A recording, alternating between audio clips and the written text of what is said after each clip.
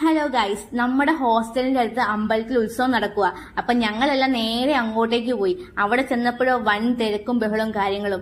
ഞാൻ ഇവിടെ വന്ന ശേഷം കുതിര, കാള എന്നൊക്കെ കേൾക്കുന്നത്. കാരണം നമ്മുടെ അങ്ങോട്ടേക്ക് മെയിൻ ആയിട്ട് ഉത്സവത്തിന് ആനയാണല്ലോ.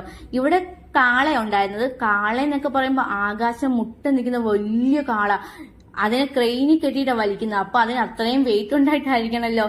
പിന്നെ ഫുള്ള് നല്ല സെറ്റ് വൈബ് പരിപാടിയായി. എനിക്കിത് ആദ്യമായിട്ട് കാണുന്നതിന്റെ ഫുൾ എക്സൈറ്റ്മെന്റ് ഉണ്ടായിരുന്നു. കാരണം അത്രയും വലിയൊരു സാധനം ഞാൻ ആദ്യമായിട്ട് ഇങ്ങനെ കാണുന്നത്. അതിനെ എഴുന്നള്ളിച്ച് ദേവിയുടെ മുന്നിൽ കൊണ്ട് നിർത്തി. പിന്നെ അതങ്ങ് പോവും. ഇത്ര ദേശക്കാരുടെ പരിപാടിയായിരുന്നു. 5 ദേശക്കാരെങ്ങാണ്ടും ഉണ്ടായിരുന്നു. അപ്പം 5 ദേശക്കാർക്ക് 5 കാള വീതം.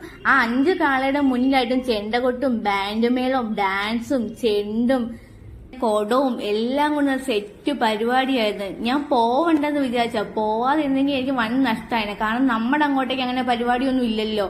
ഇവിടേക്കല്ലേ ഇങ്ങനെ കാണാൻ പറ്റത്തുള്ളൂ. എന്തായാലും നല്ല അടിപൊളി പരിപാടിയായിരുന്നു. അപ്പൊ അത്രേ ഉള്ളൂ ഗൈസ്. Okay, by.